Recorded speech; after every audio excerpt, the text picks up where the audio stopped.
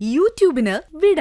സൂര്യയിലെ എല്ലാ പരമ്പരകളും സംരക്ഷണത്തിന് ശേഷം തികച്ചും സൗജന്യമായി സൺ നെക്സ്റ്റ് ആപ്പ് ഡൗൺലോഡ് ചെയ്യൂ. കണ്ടാസ്വദിക്കാം നിങ്ങളുടെ പ്രിയ പരമ്പരകൾ.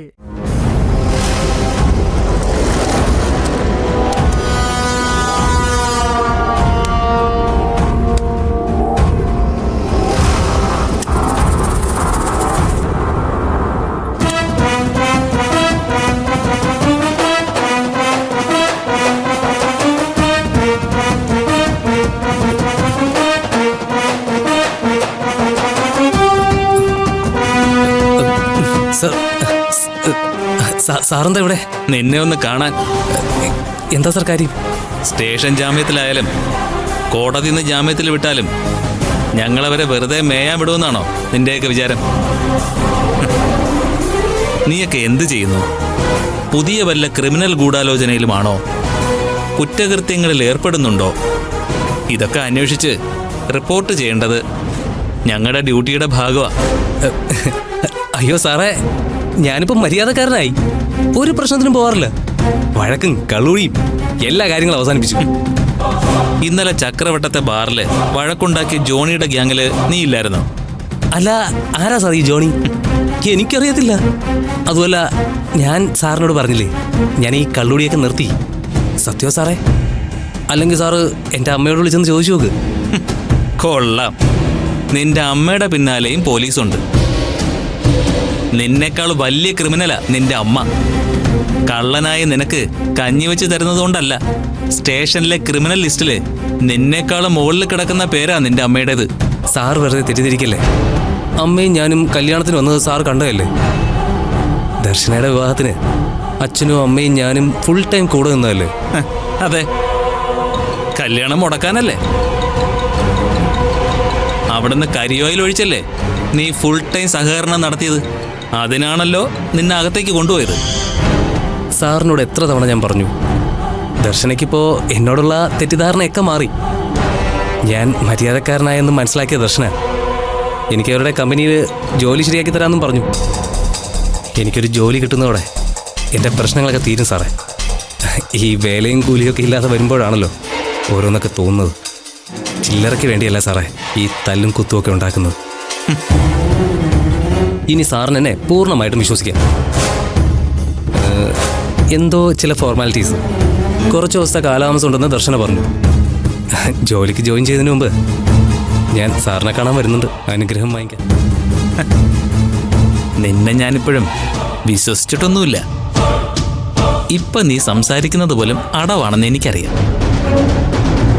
എങ്കിലും നിന്നെ ഞാൻ ഇപ്പൊ കൊണ്ടുപോകുന്നില്ല.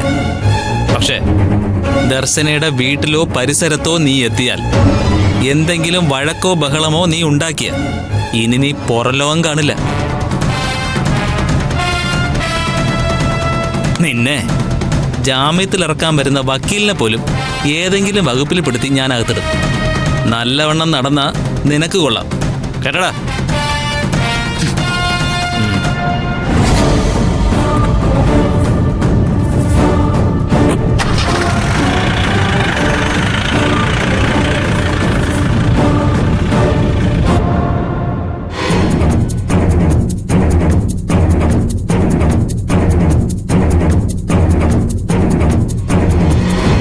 അവര് മൂന്നാറിന് പോകുന്നത്.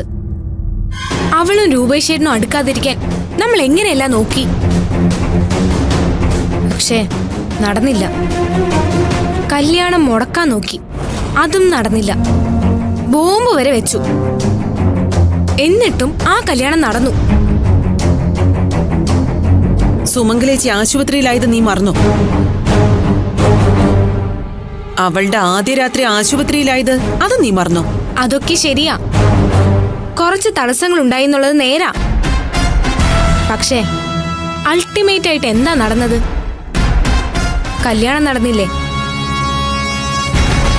ദേ, ഇപ്പൊ അവര് ഹണിമൂണിന് പോവാന്ന് പറഞ്ഞ് അവര് പോകാനൊരുങ്ങുന്നു. അങ്ങനെ ഇപ്പൊ അവള് ഹണിമൂണിന് പോകണ്ട. പോകണ്ടെന്ന് പറഞ്ഞ പോവണ്ട. എന്റെ പവിയേട്ടന്റെ കാറിൽ കള്ള സ്വർണം കൊണ്ടുവച്ച് അത് പോലീസിനെ കൊണ്ട് പിടിപ്പിച്ചിട്ട് അവൾ അങ്ങനെ സുഖിക്കാൻ പോണ്ട. പവിയേട്ടൻ എവിടാന്ന് പോലും അറിയില്ല. ഇവിടുന്ന് പോയ പിന്നെ ഫോണിലൊന്ന് വിളിച്ചിട്ട് പോലുമില്ല. അതിന് കാരണക്കാരായവരിൽ ഒരുത്തി മുറിയിലെങ്ങനെ ഞെളിഞ്ഞിരിക്കുക. അടുത്തവള് ശരീരം തണുപ്പിക്കാൻ വേണ്ടി മൂന്നാറിലേക്ക് പോകുന്നു. അല്ല, അമ്മയ്ക്ക് ഇപ്പൊ എന്താ വേണ്ടത്? അവര് നാളെ മൂന്നാറിലേക്ക് പോകരുത്, അത്രയല്ലേ ഉള്ളൂ. അമ്മ അത് എനിക്ക് വിട്ടേരെ.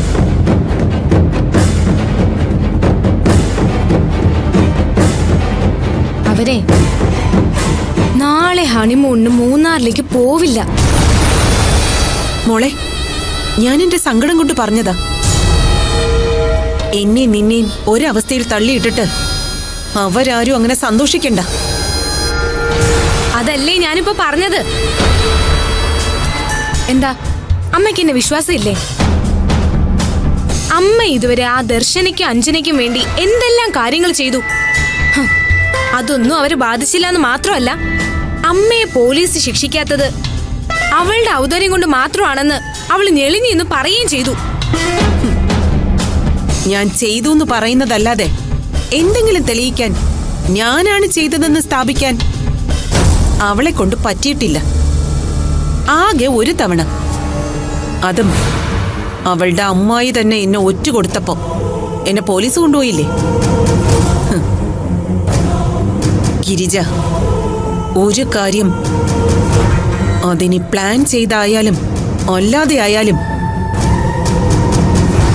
അതിനൊന്നും ഒരു തെളിവും ഉണ്ടാവില്ല.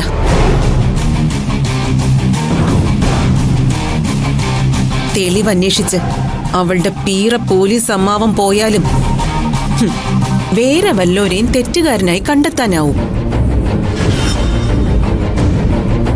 ഈ ഗിരിജ അവൾക്കറിയില്ല. അവളുടെ ഒരു ഹണിമൂൺ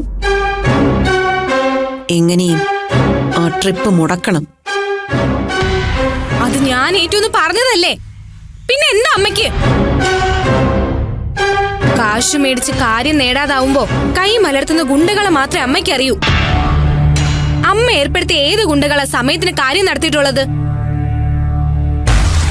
വെറുതെ പേര് ദോഷം കേൾപ്പിക്കാന്നല്ലാതെ അവരെ കൊണ്ട് ഏതെങ്കിലും ഒരെണ്ണം സക്സസ് ആക്കാൻ പറ്റിയിട്ടുണ്ടോ? ഇല്ലല്ലോ. ഇനി അമ്മ ചുമ്മാ അവിടെ ഇരുന്നാ മതി. ദർശനയെ ഞാൻ ഒതുക്കിയിരിക്കും. ആദ്യമായിട്ടല്ലേ ഞാൻ നേരിട്ടിറങ്ങുന്നത്. അവള് നീ കരുതുന്ന പോലെയല്ല. 3-4 ഗുണ്ടകൾ ഒരുമിച്ച് ആക്രമിച്ചിട്ട് പോലും അവൾ ഒറ്റയ്ക്ക് അവരെയെല്ലാം പഞ്ഞി കടയും പോലെ കടഞ്ഞിട്ടുണ്ട്. ഞാനും ഒരിക്കൽ അനുഭവിച്ചിട്ടുണ്ട് അവളുടെ കൈക്കരുത്ത്. എന്റെ മോൾക്ക് ഇതൊന്നും പരിചയമുള്ളതല്ല. ഞാൻ ഒറ്റയ്ക്കല്ലമ്മേ. അമ്മയുടെ വിഷമവും ഇപ്പോഴത്തെ അവസ്ഥയൊക്കെ എനിക്കറിയാം. ഈ കണ്ടീഷനില് അമ്മയെ ബുദ്ധിമുട്ടിക്കണ്ടെന്ന് കരുതിയിട്ടാ അവനെ ആ താക്കോലിന് ഞാൻ മുമ്പേ നോക്കി വെച്ചതാ. രൂപേഷേട്ടനും ദർശന ആ അപ്പച്ചിയും ഒക്കെ അവനെ ഇവിടെ നടിച്ചിറക്കുന്നത് കണ്ടപ്പോ എന്റെ ആഗ്രഹം അവര് സാധിപ്പിച്ചു തന്നേന്ന് കരുതി ഞാൻ. പക്ഷേ അതൊക്കെ എന്റെ അച്ഛനെ കുരുക്കാനുള്ള കെണിയാണെന്ന് ഞാൻ അറിഞ്ഞിരുന്നില്ല. അതുപോലൊരു കെണിയിൽ അവനെ ഞാൻ കുരുക്കും. ഒരിക്കലും രക്ഷപ്പെടാനാവാത്ത വിധത്തിൽ